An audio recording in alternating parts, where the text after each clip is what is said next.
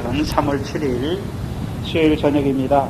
이 시간 우리 각자에게 주시는 하나님 말씀은 사도행전 10장 1절로 13절 말씀입니다. 사무엘상 10장 1절로 13절 말씀입니다. 네? 죄송합니다. 비슷한가요? 사무엘상 10장 1절로 13절 말씀입니다. 제가 봉독해 드리겠습니다. 이에 사무엘이 기름병을 취하여 사울의 머리에 붓고 입맞추어 가로되 여호와께서 내게 기름을 부으사 그 기업의 지도자를 삼지 아니하셨느냐. 내가 오늘 나를 떠나가다가 베냐민 경계 셀사에 있는 라헬의 묘실 곁에서 두 사람을 만나리니 그들이 내게 이르기를 내가 찾으러 갔던 암나기들은 찾은지라. 내 아비가 암나기들의 염려는 놓았으나 너희를 위하여 걱정하여 가로되 내 아들을 위하여 어찌하리요 하더라 할 것이요. 내가 거기서 더 나아가서 다볼 상수리 나무에 이르면 거기서 하나님께 뵈려고 베들로 올라가는 세 사람이 너와 만나리니 하나는 염소 새끼 셋을 이끌었고 하나는 떡 세 덩이를 가졌고 하나는 포도주 한 가죽부대를 가진 자라. 그들이 내게 문안하고 떡 두 덩이를 주겠고 너는 그 손에서 받으리라. 그 후에 내가 하나님의 산에 이르리니 그곳에는 블레셋 사람의 영문이 있는지라. 내가 그리로 가서 그 성읍으로 들어갈 때에 선지자의 무리가 산당에서부터 비파와 소고와 저와 수금을 앞세우고 예언하며 내려오는 것을 만날 것이요. 내게는 여호와의 신이 크게 임하리니 너도 그들과 함께 예언을 하고 변하여 세 사람이 되리라. 이 징조가 내게 임하거든 너는 기회를 따라 행하라. 하나님이 너와 함께 하시느니라. 너는 나보다 앞서 길갈로 내려가라. 내가 내게로 내려가서 번제와 화목제를 드리리니 내가 내게 가서 너의 행할 것을 가르칠 때까지 7일을 기다리라. 그가 사무엘에게서 떠나려고 몸을 돌이킬 때에 하나님이 새 마음을 주셨고 그날 그 징조도 다 응하니라. 그들이 산에 이를 때에 선지자의 무리가 그를 영접하고 하나님의 신이 사울에게 크게 임함으로 그가 그들 중에서 예언을 하니 전에 사울을 알던 모든 사람이 사울이 선지자들과 함께 예언함을 보고 서로 이르되 기스의 아들의 당한 일이 무엇이뇨. 사울도 선지자들 중에 있느냐 하고 그곳에 모든 어떤 사람은 말하여 이르되 그들의 아비가 누구냐 한지라. 그러므로 속담이 되어 가로되 사울도 선지자들 중에 있느냐 하더라. 사울이 예언하기를 마치고 산당으로 가니라. 아멘.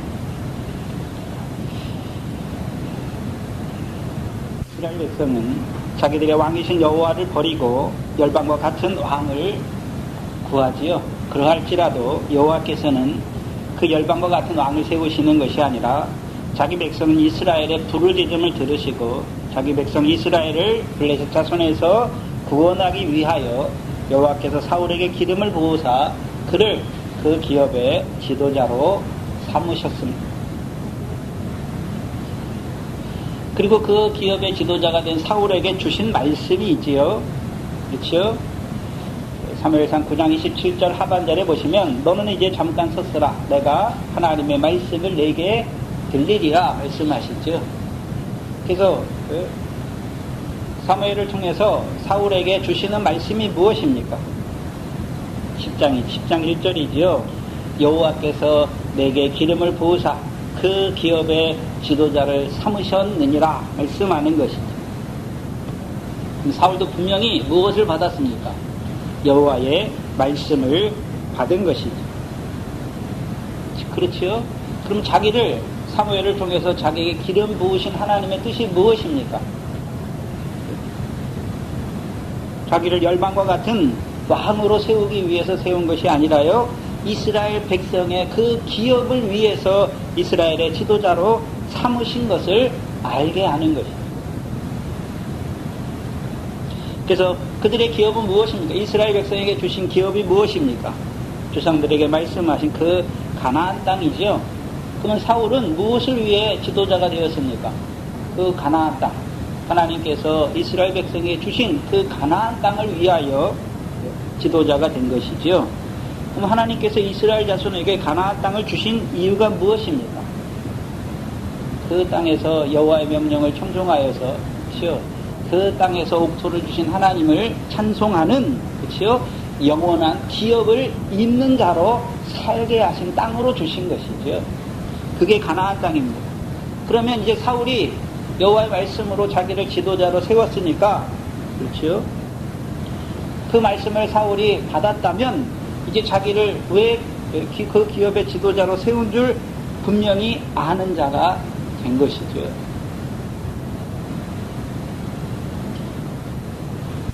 열방의 왕과 같이 백성을 자기의 종으로 삼는 왕이 아니라 이스라엘 자손으로 하여금 그 가나안 땅을 영원한 기업으로 삼는 그 일을 위하여 자기를 여호와께서 이스라엘 기업의 지도자로 삼으신 것을 알게 하신 거예요. 그게 말씀이에요. 그렇죠? 그럼 사울도 분명히 사무엘을 통해서 기름을 부어주고 여호와의 말씀을 들을 때 분명히 하나님의 말씀을 받은 자가 된 것이죠. 그리고 말씀을 받은 사울에게 선지자 사무엘을 통해 그 기업의 지도자가 된 사울에게 세 가지 징조에 대해서 말씀해 주시죠. 세 가지 징조에 대해서 말씀해 주시죠. 근데 문제는 사울의 육적인 징조는 이루어지지만 그 징조를 통해서 이루시는 그 하나님의 뜻은 보지 못한다는 데 문제가 있는 것이죠. 그러니까 왕이 되었으면서도 실패한 왕이 되는 것입니다. 마치 뭐 같으냐 하면 하나님이 이스라엘 백성을 애굽에서 인도하여 내셨죠. 그리고 그들에게 광야에서 만나와 반석으로 먹이셨죠. 근데 이스라엘 백성은 하나님이 주신 걸 먹으면서도 그걸 왜 주셨는지를 알지 못하는 자가 되니까 다 어디에서 죽는 자가 되었습니까? 가나안 땅에서 죽는 자가 된 것이죠. 사울도 똑같단 말이죠. 그에게 징조를 주셨죠. 그러면 아무에게나 징조를 주시는 것입니까? 그 기업의 지도자로 삼으신 그에게 징조를 주시는 것입니까? 그 기업의 지도자로 삼으신 그 사울에게 징조의 말씀을 주시는 것이죠. 세 가지죠, 세 가지. 첫 번째 징조가 무엇이었습니까? 베냐민 경계 세일사에 있는 라헬의 모실 곁에서 기스의 아들을 찾는 자들을 만나는 것을 보여주시죠. 그래서 두 사람, 그래서 기스의 아들을 찾는 두 사람을 만날 것을 징조로 보여주시죠. 그렇다면 봐야 되는데 처음에 사울이 떠날 때는 그렇죠, 기스의 아들로 떠나잖아요. 뭘 찾기 위해서 떠났습니까? 아버지의 잃어버린 암나기들을 찾으러 떠난 사울이었죠. 그러나 라헬의 묘실에 있는 사울은 이제 기스의 아들 사울입니까? 물론 기스의 아들 사울이지만 여호와께서 사무엘을 통해 기름을 부어 그 기업의 지도자로 삼은 아들이 된 것이죠. 다르단 말이죠. 그래서 떠날 때는 아비의 잃어버린 암나기를 찾는 아들로, 기스의 아들로 떠났지만 이제 라헬의 묘실에 있는 사울은 어떤 사울입니까? 기름 부음을 받은 그 기업의 지도자가 된 사울이죠. 왜 하필 라헬의 묘실입니까? 왜 하필 라헬의 묘실이었습니까? 창세기 35장 9절 이하죠. 라헬의 묘실이 어디에 있습니까? 에브라길, 에브라 곧 베들레헴 길에 있잖아요. 그것이 미가서 5장 2절 이하잖아요. 베들레헴 에브라다와 연결이 되는 것이죠. 그렇죠? 베들레헴 에브라다야, 내가 유다 고을 중에 가장 작을지라도 내게서 이스라엘을 다스릴 목자가 내게로 나올 것을 말씀하시고 그의 근본은 상고의 태초이심을 보여주시는 것입니다. 그래서 상고의 태초의 근본이신 신약의 말씀으로 바꾸면 태초의 말씀이신 그 하나님이 육신을 입고 이 땅에 왕으로 오실 것을, 이스라엘을 위하여 왕으로 오실 것을 예언하는 말씀이 있죠. 그래서 야곱집에서 영원히 왕 노릇하셔서 그 하나님의 나라가 무궁하게 할 것을, 누구에게요? 야곱의 자손들에게 무궁하게 할 것을 보여주시는 것입니다. 그래서 성경 각 구절에 보면 왕에 대한 예언이 있잖아요. 목표 시간에 에스겔서 37장 24절 이하의 말씀을 주셨잖아요. 왜 오셨습니까? 그 왕으로 말미암아 이스라엘 백성으로 율례와 규례를 지켜 행하게 하여서 야곱에게 주신 그 땅에서 영원히 살게 하시기 위해서 곧 화평의 언약을 이루어 주실 왕으로 보내신 것을 보여주신 거예요. 그렇다면 사울이 하나님이 이스라엘을 위해서 세우신 인간의 왕들은, 사울과 같은 왕들은 구약의 레위 제사장들처럼 멜기세덱의 반차를 쫓아오는 영원한 제사장이 오실 때까지 참 형상, 참 제사장이 오셔서 어떤 일을 하실 것을 비추는 그림자의 역할을 하는 것이죠. 구약의 레위 제사장들이 멜기세덱의 반차를 쫓아오실 예수 그리스도의 형상을 비추는 그림자이듯이, 직분이 무엇인지, 제사장의 직분이 뭘 하는지를 알게 하는 그림자이듯이,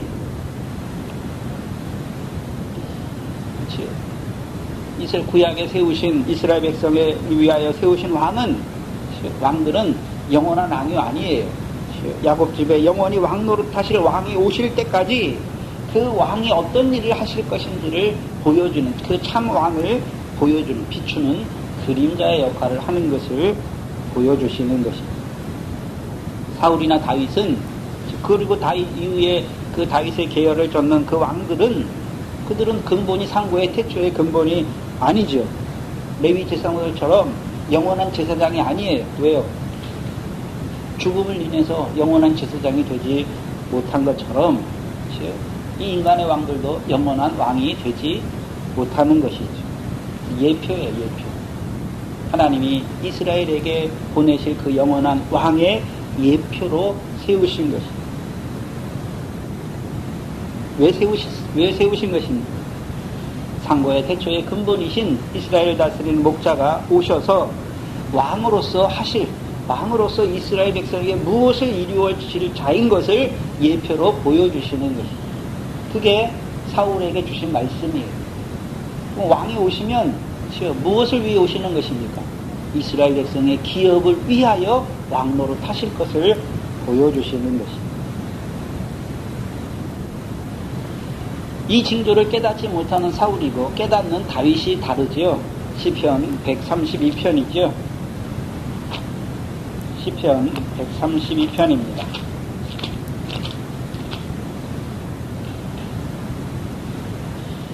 다윗은 자기가 왕이지만,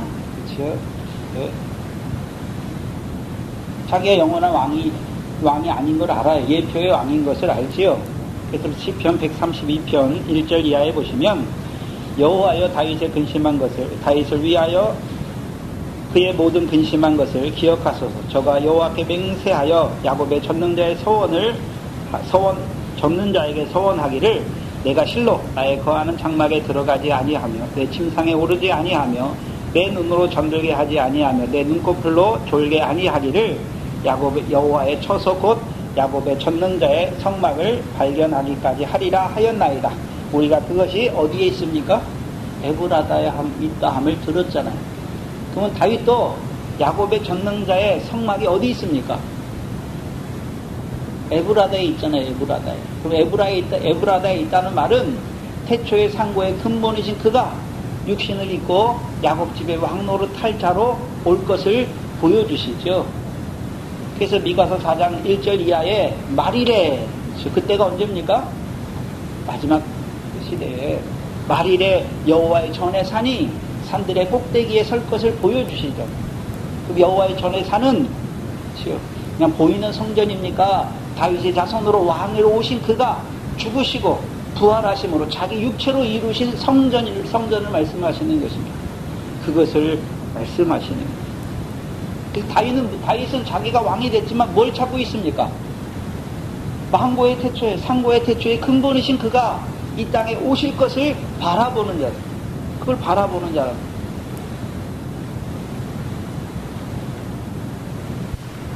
그것을 바라본다는 게 어디 나와 있습니까? 사도행전 2장 있죠. 사도행전 2장 25절로 31절이죠. 사도행전 2장 25절로 31절에 보시면 다윗이 저를 가르쳐 가로되, 내가 항상 내 앞에 계신 주를 배웠으며 나로 요동치 않게 하기 위하여 그가 내 우편에 계시도다. 그러므로 내 마음이 기뻐하였고 내 입술도 즐거워하였으며 육체는 희망에 거하리니 이는 내 영혼을 음부에 버리지 아니하시며 주의 거룩한 자로 썩음을 당치 않게 하실 것입니다. 30절에 보시면 그는 선지자라. 하나님이 이미 맹세하사 그 자손 중에 한 사람을 그 위에 앉게 하리라 하심을 알고 미리 보는 거로 그리스도의 부활하심을 말한 것입니다. 그럼 어떻게 왕이 되셨습니까? 유대인의 왕으로 십자가에 죽으시고 부활하셔서 하나님 보좌 우편에 왕으로 앉으신 것이죠. 이것은 그걸 깨달았지요. 그렇죠? 자기를 왕으로 세우신 이유가 무엇입니까?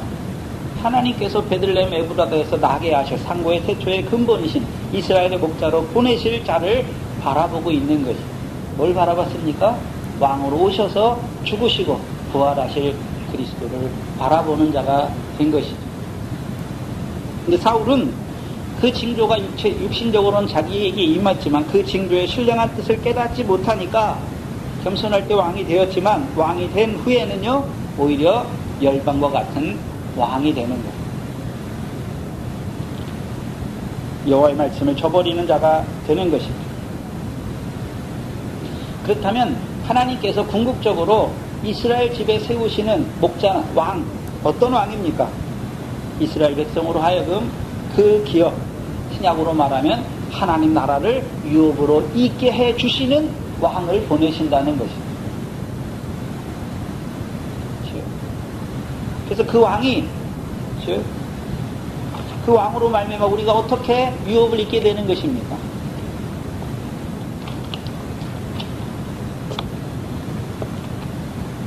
두 번째 징조죠.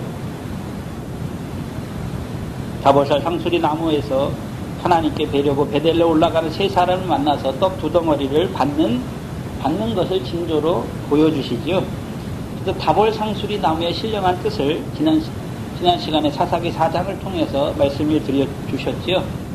드보라, 선악을 분별하는 그 드보라를 통해서 바락으로 하여금 납달리 자손과 스불론 자손 1만 명을 데리고 다볼산으로 올라가게 하시죠. 그게 신약의 마태복음 4장과 연결되는 것을 보여주셨죠. 네. 스불론 땅과 납달리 땅이요. 네.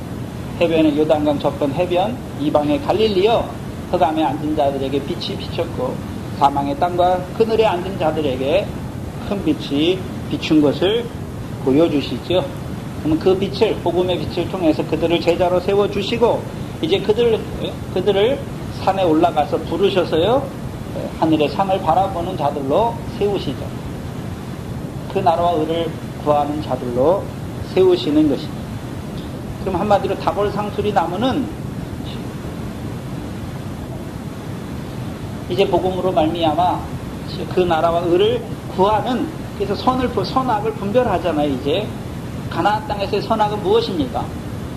기업이 있는 게 선이고 기업이 없는 게 악이죠. 그럼 신약에서 하나님 나라에 들어간 자들, 복음의 빛으로 말미암아 성령을 따라서 하나님 나라에 들어간 자들에게 선악이 무엇입니까? 하늘에 상이 있는 의를 행하면 선이고 상이 없으면요 악인 것을 보여주시는 것입니다.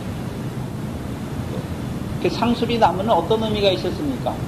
아브라함에게 그 가나안 땅을 너와 네 자손에게 기업으로 주시는 것이죠. 구약에서는 가나안 땅을 기업으로 주셨지만 신약에서는 무엇을, 복음을 믿은 자들에게 무엇을 기업으로 주신 것입니까? 하나님의 나라죠. 그럼 이제 다볼상수리 나무에서 살아가는 자들, 어떤 자들입니까? 하나님의 나라를 유업으로 얻는, 상을 얻는 생활을, 그 상을 얻는 삶을 살아가고 있는 자들이잖아요. 근데 그들이 왜 베델에 올라가는 것입니까? 하나님께 뵈려고 베델에 올라가잖아요. 특별히 그 전에 사무엘을 통해서 베델에서 다스려 주셨죠. 그럼 사무엘을 통한 베델의 다스림은 어떤 다스림이었습니까? 이스라엘 백성으로 하여금 이제 전능한 하나님 앞에 행하여 온전한 자로 세우기 위한 가르침이죠. 그래서 마태복음 5장도 마지막 5장 48절이 무엇입니까? 하늘에 계신 너희 아버지의 온전하신과 같이 너희도 온전한 자가 되라 라고 말씀하셨어요. 너희도 온전하라 라고 말씀하셨죠. 그렇다면 베델, 전능한 하나님 앞에 행하여 온전한 것은 사무엘의 가르침을 받은 이스라엘 백성이 이루는 삶이 아니에요. 자기들이 그렇게 이루어가는 삶이 아니지요. 이스라엘의 기업의 지도자로 세운 그가 이루어 주시는 삶이죠. 우리가 어떻게 온전한 자가 될 수 있습니까? 하늘에 계신 하나님의 온전하신 것처럼 우리가 어떻게 온전한 자가 될 수 있습니까? 에베소 2장이지요. 에베소서 2장을 보시면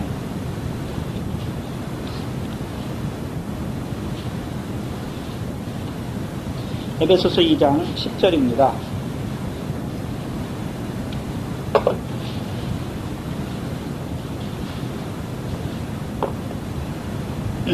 에베소서 2장 10절에 보시면 우리는 그의 만드신 바다. 그렇죠? 그럼 누가 우리를 만들었습니까? 하나님이 우리를 만드신 바다. 그렇죠? 영어로 말하면 작품이에요. 우리가 하나님의 작품이라는 거예요. 그렇죠? 누구 안에서요? 그리스도 예수 안에서 무엇을 위해서요? 선한 일을 위하여 지으심을 받은 자다라고 말씀하시죠. 풀어 말하면 하나님이 우리를 그리스도 예수 안에서 우리를 저 모든 선한 일을 행하는 자로 우리를 만들어 가신단 말이죠. 만들어 가신 거예요. 시온의 왕으로 세웠잖아요. 다윗의 자손으로 오신 그 그리스도 시온의 왕이 되셨죠. 그래서 신약으로 말하면 시온의 모퉁이 돌이신 그리스도 예수로 우리를 부르셨잖아요. 믿는 자가 되게 하셨죠. 믿음은 하나님의 선물이니까 시온에 세우신 모퉁이 돌이신 그리스도 예수를 믿는 자로 우리를 세우신 것이죠. 그럼 믿으면 시온에 세우신 모퉁이 돌을 믿으면 우리가 어떤 자가 되는 것입니까? 그리스도 예수 안에 있는 생명의 성령의 법으로 죄와 사망을 없애서 우리를 어떻게 하십니까? 해방시키시죠. 한마디로요, 다윗의 행복을 맛보는 자로 세우시는 것이죠. 세 계명의 첫 번째 돌판, 내가 너희를 사랑할 것이 하는 그 돌판이 우리에게 이루어지게 하시는 것이죠. 그러면 세 계명의 첫 번째 돌판만 이루어지게 하십니까? 로마서 8장 11절에 그리스도 예수를 죽은 자 가운데 살리시는 이의 영을 우리 안에 주셔서 우리도 죽을 몸에서 우리 죽을 몸을 살리시는 것입니다. 우리의 죽을 몸을 살리시는 것이요. 그럼 살린다는 말은 어떤 의미가 있습니까? 이제 모든 선한 일을 행하는 몸으로 세우신 것입니다. 디모데후서 3장 17절이죠. 모든 선한 일을 행하게 온전한 하나님의 사람으로 세우시는 것이죠. 우리가 어디 안에 있을 때요? 그리스도 예수 안에 있을 때. 이게 두 가지로 나뉘어요. 첫 번째는요, 생명의 성령의 법으로 죄와 사망의 법에서 해방시키시고요. 그리스도 예수를 죽은 자 가운데 살리신 그의 영으로 우리 안에 거하게 하셔서 우리 죽을 몸을 살리시는 것입니다. 그래서 로마서 8장 11절에 하나님의 아들의 영으로 인도함을 받는 자가 되는 거예요. 한마디로 말하면 다윗의 자손으로 오신 그리스도와 함께하는 자로 세워요. 먼저. 그래서 다윗의 행복을 맛보는 자로 세울 뿐만 아니라 나아가서 다윗의 자손으로 오신 그리스도와 함께 모으는 자가 되게 하시는 것이죠. 영생에 이르는 열매를 모으는 자로 세우시는. 그리고 그리스도 예수를 주로 받아서 하나님의 유업을 바라보는 아들로 세울 뿐만 아니라 이제 그 아들들에게 그리스도 예수 안에 있는 생명의 성령의 법으로 함께 하시는 것이죠. 그리고요, 그 아들들을, 그 하나님의 백성들, 그리스도 예수 안에 있는 유업을 바라보는 자들을 인도하시는 그 영으로 함께 하셔서 이제요, 하나하나 성령의 소욕을 쫓아 행하게 하셔서 성령의 열매를 이루시는 것입니다. 두 번째 징조예요. 그렇다면 사울이 두 번째 신령한 그 징조의 역사를 깨달았다면 사울이 지도자로서 해야 되는 일이 무엇입니까?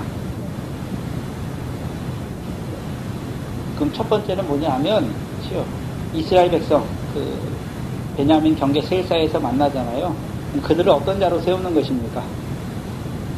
베들레헴 에브라다에서 오실 그 그리스도를 바라보는 자들로 세우는 것입니다. 두 번째 다볼 상수리 나무에서 베델레 올라가는 자들은요, 이스라엘 백성으로 전능한 하나님 앞에 행하여 온전한 자로 세우는 그 일이 지도자의 일이에요. 그렇죠? 그 일을 하는 것이죠. 전능한 하나님 앞에 행하여 온전한 자로 세우는 일이 그게 사울의 일이에요. 그거 지도자로 세우신 그 목적이 거기 있단 말이죠.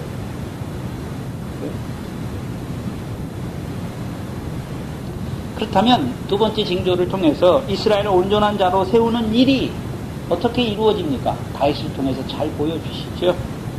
그가 이스라엘의 왕이 되니까 하는 일이 무엇입니까?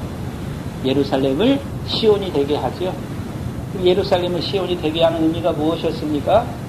이스라엘의 옆구리의 가시와 골무로 역사하던 일곱 족속의 역사를 복속시키는 것이죠.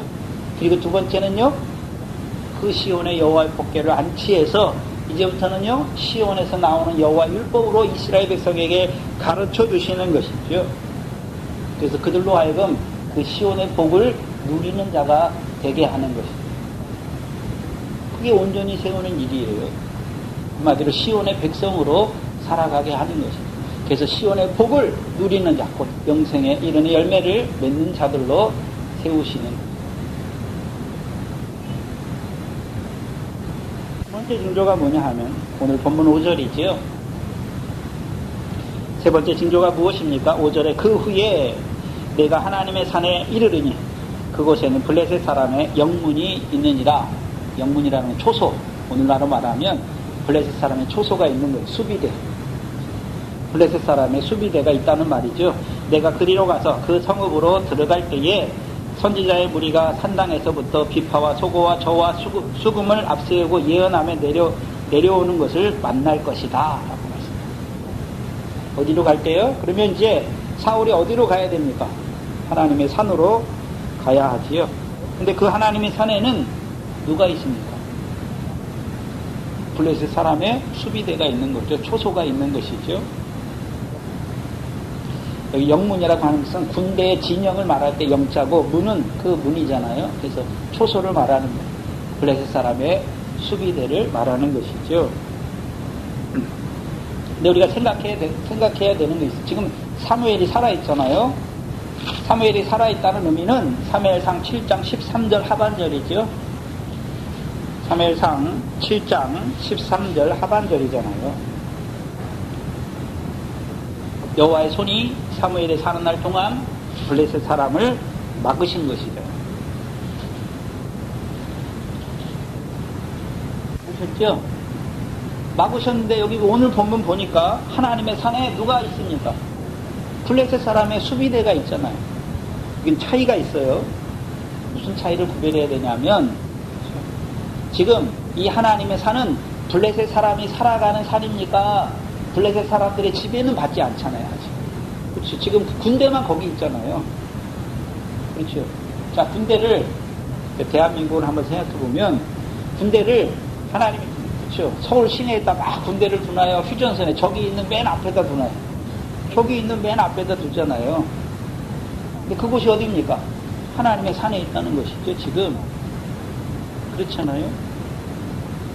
무슨 소리냐 하면 그래서 하나님의 산은 하나님의 백성이 가서 말씀을 듣는 산이잖아요. 근데 거기에 뭐가 있습니까? 블레셋 사람의 수비대가 있는 거잖아요. 그러면 아직 블레셋 사람 그건 뭘 말씀하냐 하면 블레셋 사람이 딥나 이스라엘의 기업인 유다의 기업인 딥나를 블레셋 사람이 차지하고 있잖아요. 근데 오늘 본문 하나님의 산에 블레셋 사람이 있다는 것은 거기서 블레셋 사람의 땅은 아니에요. 근데 블레셋의 수비대가 거기 있잖아요. 그러니까 계속 뭐가 되는 것입니까? 그 땅을 놓고 블레셋 사람과의 싸움이 계속되고 있잖아요. 우리가 잘 아는 이사야서 14장 29절 이하에 블레셋 사람이 따라 살아가는 땅은 뭐가 역사하는 땅이 됩니까? 뱀과 독사가 역사하는 땅이 되는 것이고 그 열매는 나는 불뱀이 되잖아요. 근데 여기는 나는 불뱀이 뱀과 독사가 역사하는 땅이 아니에요. 하나님의 산이란 말이죠. 근데 뭐가 들어와 있습니까? 블레셋 사람의 수비대가 들어와 있죠. 그래서 여전히 이제 이스라엘 백성이 누구와 싸워야 되는 것입니까? 블레셋 사람과 싸워야 되는 것을 보여주시는 것입니다.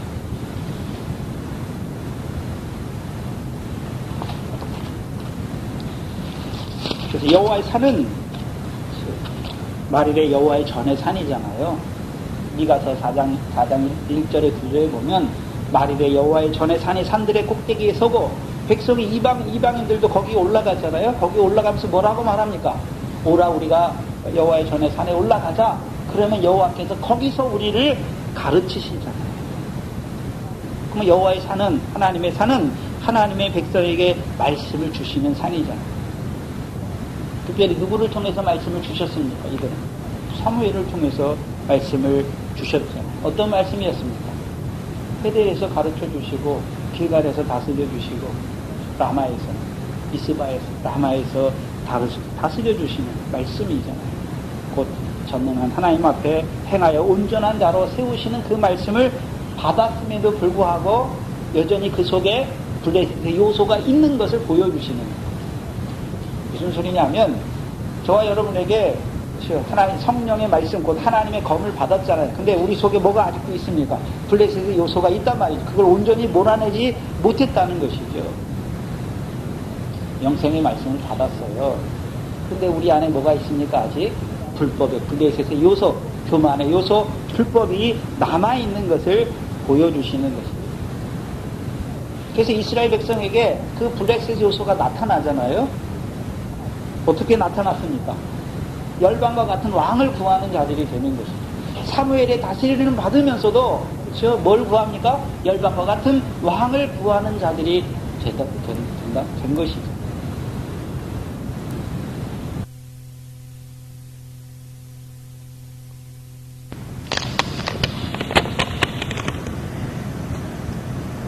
저와 여러분이 하나님의 말씀을 받아요. 받는데 내 안에 여전히 뭐가 있습니까? 블레셋과 같은 요소가 있어요. 근데 말씀이 있는데 아직 싸웁니까? 싸우지 못합니까? 싸우지 못하고 있단 말이에요. 싸워야 되는데 싸우지 못하고 있는 거예요. 거기에 가면 선지자들이 산당에서 내려오잖아요. 산당에서 선지자 무리가 말씀하시죠. 근데 선지자 무리라고 말할 때 사무엘 때에는 선지자의 무리입니까? 선견자의 무리입니까? 선견자의 무리죠. 그럼 이들은 선견자라는 의미는 미리 보는 자죠. 미리 보는 자예요. 근데 하나님의 선지자를 말하는데 미리 보잖아요. 뭐를 보는 것입니까? 하나님이 하실 일을 미리 보는 자들이죠. 그러면 이들이 미리 보긴 보는데 그럼 그 전에 있었던 일도 알고 있는 것이죠. 그 전에 이미 알고 있는 이 선견자들이 이미 알고 있는 일이 무엇입니까? 이스라엘 백성이 열방과 같은 왕을 구했잖아요. 사무엘에게. 그리고 하나님께서 그 사무엘에게 그들을 위하여 왕을 세우라 말씀하신 것을 알고 있잖아요. 또한 하나님이 하실 일도 미리 보는 것이죠. 하나님이 하실 일이 무엇이었습니까? 9장 16절이었죠. 사무엘상 9장 16절이었잖아요. 베냐민 땅에서 한 사람이 올 건데 사무엘에게 너는 그에게 기름을 부어 이스라엘 백성의 지도자를 삼으라. 그가 내 백성 블레셋 사람의 내 백성을 블레셋 사람의 손에서 구원할 것을 받지요. 그러면 뭐를 보냐 하면 이 선지자들은 사무엘처럼 그 사울에게 기름을 붓지는 않아요. 근데 뭐는 보고 있습니까? 왕을 구하는 이스라엘 백성을 위하여 하나님께서 그들에게 왕을 세워주시는 것은 보고 있단 말이죠. 근데 어떤 왕입니까? 열방과 같은 왕이겠습니까? 그 기업의 지도자를 세우실 왕을 세워주실 것을 보고 있는 것입니다. 그걸 보는 거죠. 물론 이 선지자들은 한 사람이 누구인지 몰라요. 왕으로 기름 부어 세울 자가 누구인지 알지 못하죠. 언제까지요? 만나기 전까지. 사울을 만나기 전까지는 하나님이 누구를 기름 부어서 누구를 그 기업의 지도자로 세운지는 알지 못해요. 그렇지만 아는 것은 무엇입니까? 열방과 같은 왕을 구하는 그들을 불쌍히 여기셔서 열방과 같은 왕을 세워주시는 것이 아니라 그 기업을 위한 지도자를 세워주시는 하나님인 것을 알고 있잖아요. 그러니까 산당에서 제사 드리고 찬송하며 나오는 거예요. 내려오는 거예요. 그래서 이때는 산당에서 제사 드리잖아요. 그리고 비파와 소고와 수금과 절을 앞세우고 나오잖아요. 그럼 비파와 수금과 절은 언제 봅니까? 기뻐할 때 부는 것이죠. 하나님을 찬송하는 것이죠. 왜 찬송하는 것입니까? 하나님께서 이스라엘 백성이 왕이신 여호와에 버리고 열방과 같은 왕을 구했음에도 불구하고 하나님께서는 그들을 버리지 아니하시고 그들을 위해 열방과 같은 왕을 세우는 것이 아니라 그 기업을 이을 그 기업을 위하여 이스라엘 백성이 지도자를 세우시는 그 하나님을 찬송하는 자들이 예언하잖아요. 이제 그것을 보면서 찬송하면서 예언하죠. 뭘 예언하겠습니까? 하나님이 하나님이 하시는 일이죠. 근데 하나님이 하시는 일이 사무엘상 9장과 10장에서 무슨 일을 하셨습니까? 지도자를 세워서 그들을 통해서 이스라엘 백성을 블레셋 자손의 손에서 뭐 한다고요? 구원하실 것을. 이 선지자들은 하나님이 지도자를 왜 세웠습니까? 이스라엘 백성을 블레셋 자손의 손에서 구원하기 위해 세운 것을 안단 말이죠. 그럼 뭘 예언하겠습니까? 이스라엘 백성에게. 지금 이스라엘 백성은 부르짖고 있잖아요. 그렇죠? 블레셋 자손을 위해서 부르짖고 있잖아요. 그들에게 뭘 말씀합니까? 하나님이 너희 기업을 위해 지도자를 세워서 그를 통해서 너희를 블레셋 자손의 손에서 구원할 것을 예언하는 자예요.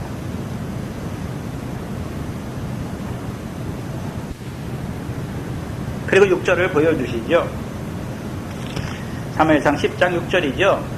내게는 여호와의 신이 크게 임하리니 너도 그들과 함께 예언을 하고 변하여 새 사람이 되리라.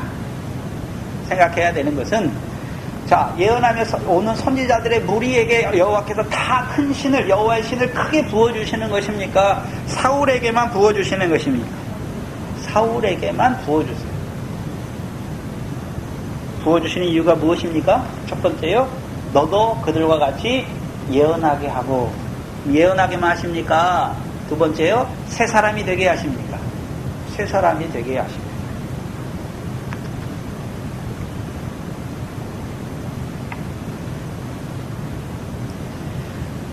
새 사람이 되게 하시는 거예요. 근데 우리가 생각해야 되는 게 있는데, 뭘 봐야 되냐면, 사울에게만 여호와의 신, 여호와께서 사무엘을 통해 기름 부어 지도자로 세운 그 사울에게만 여호와의 신이 크게 임하게 하시는 것이잖아요. 사사기를 봐야 되는데, 하나님이 사사를 세우실 때는 사사들에게 여호와의 신을 임하게 하시잖아요. 대부분의 경우 임하게 하세요. 사무엘상 삼손을 한번 보시면, 사무엘상 13장 25절을 보시면, 사사기 13장 25절입니다. 근데 삼손은 누구와 싸우는 사사입니까? 블레셋이죠. 그래서 13장 5절에 그 삼손을 사사로 세우실 목적이 무엇입니까? 이스라엘 자손을 블레셋 자손의 손에서 구원하기 시작하기 위해서. 시작하기 위해서, 그렇죠. 25절에 사사기 13장 25절에 소라와 에스다올 사이 마하다단에서 여호와의 신이 비로소 그에게 감동하시죠.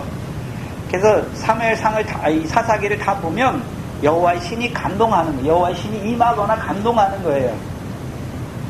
근데 특이한 경우가 딱 두 번 있어요. 사사기 10. 그러면 이 사무엘상에서 여호와의 신에 감동한 이 삼손이 하는 일은 무엇입니까? 이제 블레셋 여자 중에 하나를 아내로 취하잖아요. 근데 그게 누구로 말미암은 일이었습니까? 여호와로 말미암은 일이었지요. 그리고서 이제 14장 5절 6절을 보시면, 삼손이 그 부모와 함께 딥나에 내려가서 딥나의 포도원에 이른즉 어린 사자가 그를 맞아 소리지른지라 삼손이 여호와의 신에 어떻게 해요? 크게, 여기는 그냥 감동됐다는 게 중요한 게 아니에요. 크게 감동되어 손에 아무것도 없어도 그 사자를 염소새끼 찢은같이 찢었다라고 말씀하시죠. 그리고 사무엘상 14장 19절이에요. 19절에 보시면 여호와의 신이 삼손에게 어떻게 임했습니까? 크게 임하심에 삼손이 아스글론에 내려가서 그곳 사람 30명을 쳐 죽였다라고 말씀하시죠. 그래서 삼손이 어린 사자나 딥나의 역사나 포도원의 역사나 어린 사자나 블레셋과 싸우려면 자기가 힘이 세서 싸워서 이기는 것입니까? 여호와께서 삼손에게 여호와의 신을 크게 임하게 하셔서 싸워서 이기게 하시는 것입니다. 여호와의 신이 크게 임하게 하셨습니다. 그렇다면 사울을 한번 봐야 되는데, 그렇죠? 사울을 봐야 되잖아요. 근데 사울을 한번 생각해 봐야지요. 여호와의 말씀을 받았지요. 여호와의 말씀이 무엇이었습니까? 자기를 그 기업의 지도자로 삼으셨잖아요. 왜 삼으셨습니까? 이스라엘 자손을 블레셋 백성의 손에서 구원하기 위해서. 근데 이제 세 번째 징조에 산에 갔더니, 하나님의 산에 갔더니 거기에 뭐가 있습니까? 블레셋 사람의 수비대가 있잖아요. 네. 그럼 해야 되는 일이 무엇입니까? 삼손과 같이 여호와의 신이 크게 임했잖아요. 그럼 뭐 해야 됩니까? 블레셋 사람과 싸워야 하는 것이. 세 사람이잖아요, 세 사람. 여호와의 신이 사울에게 크게 임하게 하신 것은 두 가지를 하기 위해서요. 먼저는 첫 번째요, 선지자들과 함께 예언하게 하기 위해서. 뭘 예언하는 것입니까? 뭘 예언해야 되는 것입니까? 하나님이 세우신 왕을 통해서 이스라엘 백성들로 하여금 블레셋 자손의 손에서 구원하셔서 그 기업을 있게 하시는 왕을 세우실 것을 예언하는 것이죠. 근데 그 예언에는 물론 사울을 자기를 지도자로 세웠잖아요. 근데 자기가 이스라엘의 영원한 기업을 이어주는 영원한 왕이니까 바라봐야 되는 것입니다. 하나님이 다윗의 자손으로 보내실 그 왕, 화평의 언약을 이루어서 그 야곱의 족속들로 그 가나안 땅에서 영원히 살게 하는 그 왕을 예언하는 자가 돼야지. 그게 없어요.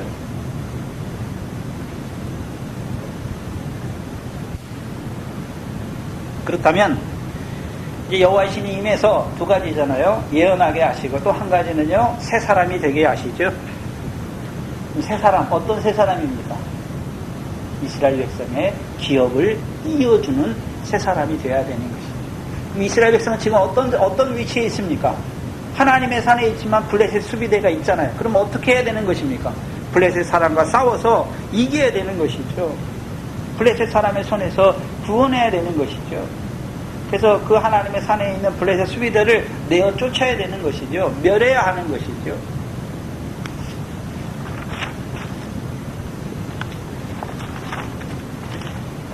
그래서 7절에 보시면 이 징조가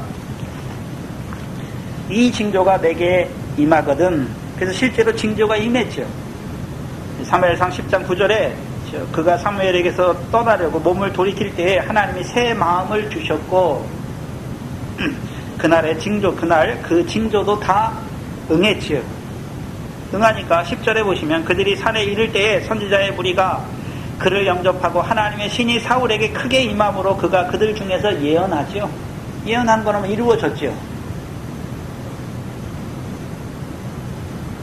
네, 문제는 무엇입니까? 그래서 백성들이 그 뒤에 보면 사울도 선지자들인가 예언한다라고 말하잖아요. 그런데 새 사람이 된 역사는 없어요.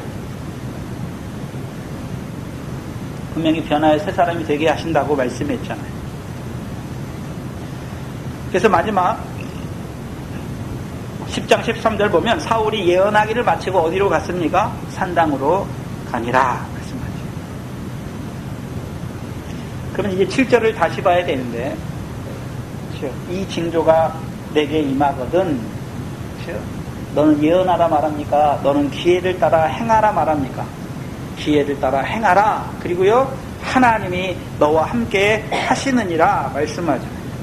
그럼 기회를 따라 행하는 것이 예언하는 것입니까? 물론 예언하는 것도 기회를 따라 행하는 것이죠. 근데 예언은 기회가 필요 없이, 그렇죠? 너는 복음을 전하라. 어떤지 때를 어떤지 못 어떤지 항상 해야 되는 거예요. 기회를 엿봐서 하는 게 아니에요. 예언은 항상 해야 되는 거예요. 그럼 기회를 따라 행하라고 말하는데 누가 함께 하십니까? 하나님이 너와 함께 하시느니라 말씀하시죠. 하나님이 함께 하시는 것은 사사기 2장을 보시면 되잖아요. 2장 18절에 보시면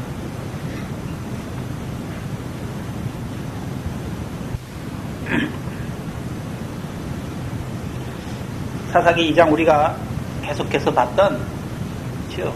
사사기 2장 18절에 보시면 여호와께서 그들을 위하여 사사를 세우실 때에 누구와 함께 하셨습니까? 그 사사와 함께 하셨고, 그 사사의 사는 날 동안에는 여호와께서 그들을 어디의 손에서요? 대적의 손에서 구원하셨죠. 그렇죠? 그럼 너도 여호와의 신이 크게 임해서, 그렇죠? 너도 너는 여호와 신이 크게 임하면, 이 징조가 내게 임하면 너는 기회를 따라 행하라. 하나님이 너와 함께 하신다라고 말씀하시죠. 그럼 어떤 하나님이 함께 하십니까? 이스라엘 자손을 블레셋 자손의 손에서 구원하기를 원하시는 하나님이 함께 하시는 것이죠. 그 하나님이 사울을 기름을 부어 지도자로 삼았잖아요. 또한 그에게 징조를 보여주실 뿐만 아니라 마지막에 여호와의 신이 크게 임하게 하셨죠. 그래서 여호와의 신이 크게 임한 사울, 그 삼손이 누구와 싸웁니까? 블레셋 사람과 싸우듯이 여호와의 신이 크게 사울에게 임하게 하신 것은 먼저는 예언도 해야 되지만 이제 누구랑 싸워야 되는 것입니까? 블레셋과 싸워야 되죠. 근데 블레셋과 싸우려면 뭐를 엿봐야 되는 것입니까? 기회를 엿봐서 블레셋과 싸워야 하는 것입니다. 왜요?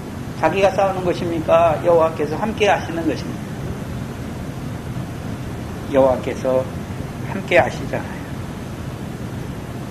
근데 왜 사울은 싸움에 나가지 못할까요? 왜 싸우지 못할까요? 여호수아서 1장입니다.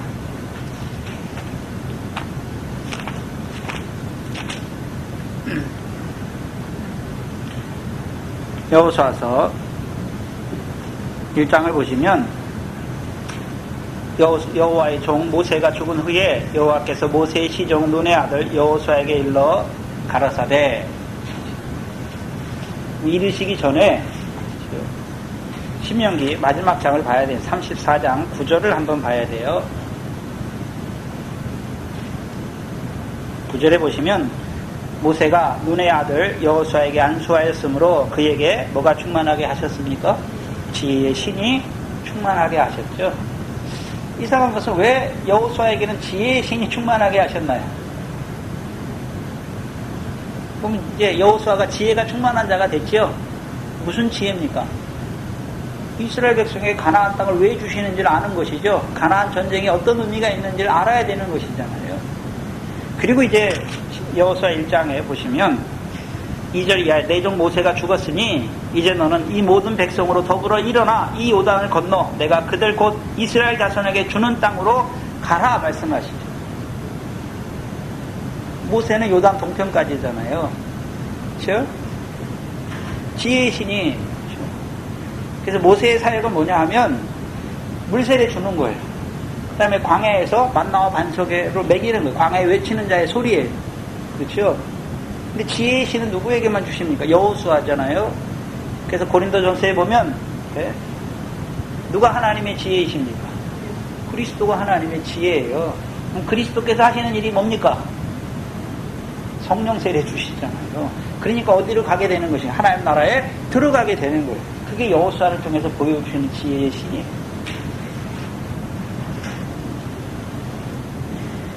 그 4절에 내가 모세에게 말한 바와 같이 무릇 너희 발바닥으로 밟는 곳은 다 내가 다 너희에게 주었노니 곧 광야와 레바논에서부터 큰 하수 유브라데에 이르는 해 축속의 온 땅과 또 해지는 편 대해까지 너의 지경이 되리라 말씀하십니다. 그럼 이제 지혜가 충만한 이제 여호수아가 해야 되는 일이 무엇입니까? 건너가서 밟기만 하면 되는 것이죠. 건너가서 밟으면 그게 다 누구 땅이 되는 것입니까? 이스라엘 백성의 지경이 되는 것이죠. 근데 문제는 6절이 6절. 뭐라고 말씀하십니까? 마음을 어떻게 하라고요? 강하게 하라. 담대히 하라. 너는 이 백성으로 내가 그 조상들에게 맹세하여 주리라 한 땅을 얻게 하리라. 그냥 가시는 것입니까? 마음을 담대하게 하고 강하게 하라 말씀하시는 것입니까? 강하게 하라 말씀하시죠. 그럼 마음을 강하게 하고 담대하게 한다는 의미가 뭘까요? 그러면 여호와께서 함께 하시니까 내 마음을 강하게 해야지 담대하게, 그런 의미가 아니에요.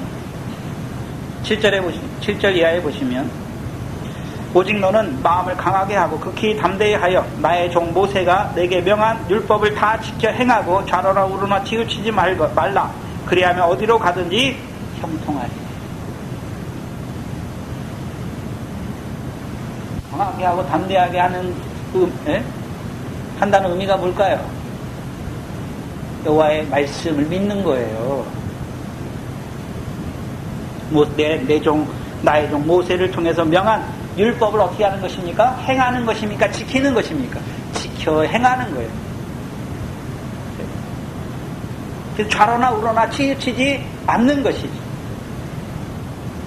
좌로나 우로나 치우친다는 의미가 뭘까요? 여리고성을 만났어요. 그럼 우리가 싸워야 되잖아요. 우리가 막 가서 싸워야 돼요. 그건 우로 치우치는 거예요. 그렇죠? 말씀을 따라 돌기만 하면 돼요. 8절에 이 율법책을 내 입에서 떠나지 말게 하며 주야로 그것을 묵상하여 그 가운데 기록된 대로 다 지켜 행하라. 그리하면 내 길이 평탄하게 될 것이라. 내가 형통하리라. 마음을 강하게 하고 담대하게 한다는 말은 우리가 우리 마음에 막 용기를 낸다는 게 아니에요. 여호와의 말씀을 지키는 거예요. 10절에 내가 내게 명한 것이 아니냐. 그럼 모세를 통해서 율법의 말씀을 주실 때, 그렇죠? 율법만 주셨습니까? 그 율법을 주신 이유가 무엇이었습니까? 여호와의 도를 지켜 의와 공도를 행하게 함으로 그 가나안 땅을 영원한 기업의 소유가 되게 하시기 위해서 주신 것. 그거를 바라보는 것이죠.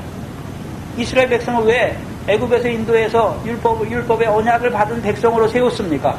그들로 하여금 그 율법으로 광야에서 살게 하게 주신 게 아니잖아요. 네? 그들로 그 가나안 땅에서 여호와 율법을 청종함으로 그 기업을 입는 자로 살게 하기 위해서 주신 것이죠. 그걸 믿는 거예요. 그럼 하나님이 율법을 통해서 이스라엘 백성 언약 백성으로 세우신 이유가 무엇입니까? 조상들에게 하신 언약을 이루어주기 위해서 하신 것이죠. 그것을 붙잡는 거예요. 하나님이 말씀이잖아요. 그게. 그럼 그거를 강하고 담대한 마음으로 붙드는 거예요. 9절에 내가 내게 명한 것이 아니냐. 마음을 강하게 하고 담대히 하라. 두려워 말며 놀라지 말라. 내가 어디로 가든지 내 하나님 여호와가 너와 함께 하시느니라. 사울을 한번 생각해 봐야죠. 사울을 세울 때 그 기업의 지도자로 세웠죠. 그 말씀이 있잖아요. 왜 세웠습니까? 이스라엘 자손을 블레셋 자손의 손에서 구원하기 위해서. 그럼 그 말씀을 붙들고 나가면 어떻게 되는 것입니까? 붙들고 나가야 되는 거예요. 강하고 담대하게. 근데 사울은요, 강하고 담대하지 못한 자가 되는 것이죠. 오히려 사무엘상 14장 1절 이하를 보시면, 사무엘상 14장 1절 이하에 보시면 사울의 아들 요나단이 나오죠. 14장 1절 이하에 보시면, 하루는 사울의 아들 요나단이 자기 병기를 든 소년에게 이르되 우리가 건너편 블레셋 사람의 부대로 건너가자 하고 그 아비에게는 고하지 아니하였다. 그리고 6절 이하에 요나단이 자기 병기 든 소년에게 이르되 우리가 이 할례 없는 자들의 부대에게로 건너가자. 여호와께서 우리를 위하여 일하실까 하노라.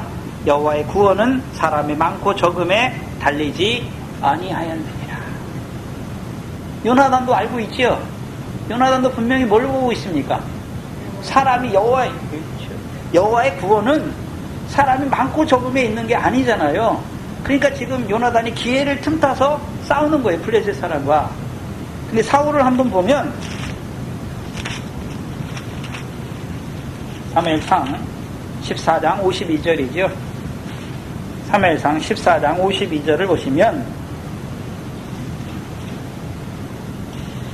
사무엘상 14장 52절에 사울의 사는 날 동안에 블레셋 사람과 큰 싸움이 있었으므로 사울이 힘 있는 자나 용맹 있는 자를 보면 그들을 다 어떻게 했습니까?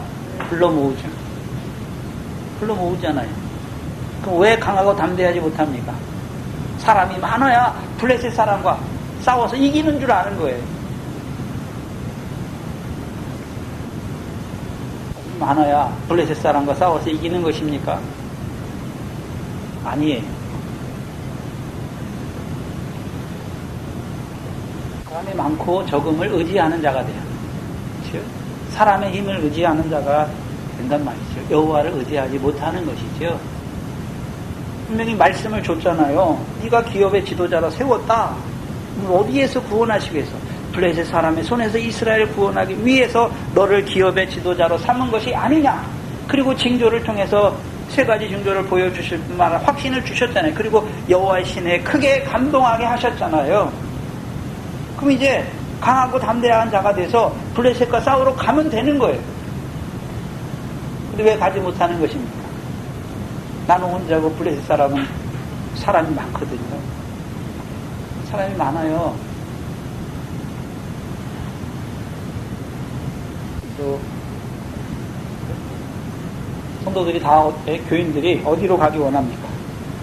사람 많은데, 큰데, 거기가 무슨 하나님 말씀이 있을 줄 알아요. 물론 그들도 싸워요. 복음을 위해서 일한다고 말하고 해요. 사람들이 모여서 자기 힘으로 하나님의 복음을 하는 데가 많지요. 여러분도 그럴 때가 많아요. 여호와의 말씀을 주셨잖아요. 그럼 그 말씀 믿고 나가면 돼요. 강하고 담대하게. 근데 뭡니까? 사건과 환경을 바라봐요. 그럼 어떻게 합니까? 주저주저 하는 거예요. 그러다가요, 물러가는 거예요. 자기를 나에게 왜 이 말씀을 주셨는지를 버려버리는 거예요. 분명히 사울을 그 기업의 지도자로 세울 뿐만 아니라 여호와의 신으로 크게 감동하신 이유가 무엇입니까? 기업의 지도자로 세웠잖아요. 그럼 그 기업의 땅에 하나님의 산에 누가 있습니까? 블레셋 사람의 수비대가 있잖아요. 그럼 나가면 되는 것이죠. 누가 함께 하십니까? 여호와께서 함께 하시잖아요. 어떤 여호와가요? 그를 기업의 지도자로 세워서 이스라엘을 블레셋 조선의 손에서 구원하시기를 원하시는 하나님이 함께 하시잖아요. 그럼 구원은 누구에게 달려 있습니까? 여호와잖아요. 이스라엘 백성이 여호와의 군대인데 자기들이 자기들의 구원을 위해 싸우는 게 아니죠. 여호와께서 그들을 위하여 대대에 싸우시잖아요. 다윗은 어떤 왕입니까? 만군의 여호와의 이름을 의지하여 나가잖아요. 전쟁은 여호와께 속한 것인 것을 안단 말이죠. 저와 여러분도 사울과 같을 때가 많아요. 말씀을 받았지만 강하고 담대하지 못해요. 그래서 말씀을 받을 때는 은혜가 됐는데 그 말씀으로 말미암아 환란이 일어나면 어떻습니까? 주저하고 뒤로 물러나는 자들이 될 때가 많아요. 사람으로 살아가야 되는데 말씀을 받았지만 새 사람이 되지 못하고 살아가잖아요. 오늘도 우리에게 이 하나님의 말씀을 주시는 것은 날마다 우리를 새롭게 하시잖아요. 근데 그 말씀을 지켜 인내로 지켜 응해야 되는 것이죠. 근데 응하지 못하는 자로 살아갈 때가 많아요. 왜요? 하나님의 말씀을 온전히 붙들지 못하는 것이죠. 강하고 담대한 자가 되지 못해요. 하나님이 우리와 함께 하시는데 우리 안에 말씀이 있잖아요. 그 말씀을 붙들고 나가면 되는 거죠. 그렇죠? 말씀에 이끌려 가면 되는 것이죠. 근데 말씀을 믿는 믿음이 희미하단 말이죠. 그러니까 늘 흔들려요. 사건을 보고 환경을 보면 흔들린단 말이죠. 정말 이 말씀대로 될까? 그러면 사울과 같이 하나님이 세우신 그 일을 그렇죠? 하나만 하는 거예요. 예언만 하기 위해 세운 게 아니잖아요. 새 사람이 되게 하셨어요. 이제 그 전까지는 저 육신의 아비에게 속한 자로 만나미들을 찾으러 다니는 자로 세웠지만 이제 여호와께서 지도자로 세운 그 일을 위한 새 사람으로 살아가야 돼요. 그것을 그 일을 하지 못하는 자가 되는 것입니다. 그럼 신약의 우리들에게는 어떤 의미가 있습니까? 그리스도 예수를 주로 받은 자로 세웠죠. 무슨 일을 하라고요? 무슨 일을 하라고요? 영생에 이르는 열매를 맺게 하시려고 세우셨잖아요. 그 안에서 새로운 피조물로 살아가야지요. 그럼 오늘 하나님이 우리와 함께 하시잖아요. 어떻게 해요? 그리스도 예수 안에 있는 생명의 성령의 법으로 또한 그리스도 예수를 죽은 자 가운데서 일으키신 그 진리의 성령으로 함께하여 주시잖아요. 소멸치 마세요. 그 성령의 소욕을 쫓아 행하면 이기게 돼 있어요. 늘 이기는 자로 살아가시기를 주의 이름으로 축원합니다. 기도합니다. 오늘 우리를 그 하나님 나라를 유업으로 얻을 하나님 나라의 백성으로 세워주실 뿐만 아니라 다윗의 자손으로 오신 그리스도 예수를 주로 받은 자들로 우리를 세워주셔서 오늘도 그 시온의 백성으로 살아가게 하시는 아버지 하나님 감사합니다. 우리에게 그 시온에서부터 나오는 그 율법으로 가르쳐 주셔서 우리로 하여금 그 율법의 복을 누리는 자로 우리를 살리셨지만 미련한 저희들 사울과 같이 그 말씀을 받았으면서도 불구하고 그 말씀을 인하여 환난이 일어날 때 사건과 환경을 봄으로 뒤로 물러나는 때가 많은 미련한 저희들의 모습을 또한 보여주시니 감사합니다. 늘 우리에게 그 사망의 손과 사망으로 말미암아 찌르는 것이 있지만 우리 예수 그리스도로 말미암아 이기는 자로 살아가는 저희들 되게 하시고 이제 자라가서 그 나라를 유업으로 얻는 그 영생에 이르는 열매를 맺는 그 시온의 복을 누리는 자로 살아가는 저희들 되게 하여 주시옵소서. 또한 이 마지막 때에 이곳에 주의 몸된 교회를 세워주시고 그 이방인의 충만한 사로를 채우시기 위하여 오늘도 이 영생의 말씀을 증거하게 하여 주시니 감사합니다. 나아가 이제 그 첫째 부활의 영광까지 우리에게 보여주시고 이제 그 영광의 복음을 우리에게 증거하여 주셔서 이때가 어느 때인지 분별하게 하시고 또한 그 열매를 맺게 하실 뿐만 아니라 이제 큰 환난을 바라보면서 준비하는 자로 우리를 예비하는 자로 세워가시는 아버지 하나님, 우리의 한날 한날의 삶이 그리스도 예수 안에서 우리를 세우신 그 새로운 피조물로 살아가는 저희의 한날 한날이 되게 하여 주시옵소서. 감사합니다. 예수님의 이름으로 기도하옵나이다. 아멘. 찬송가 245장입니다.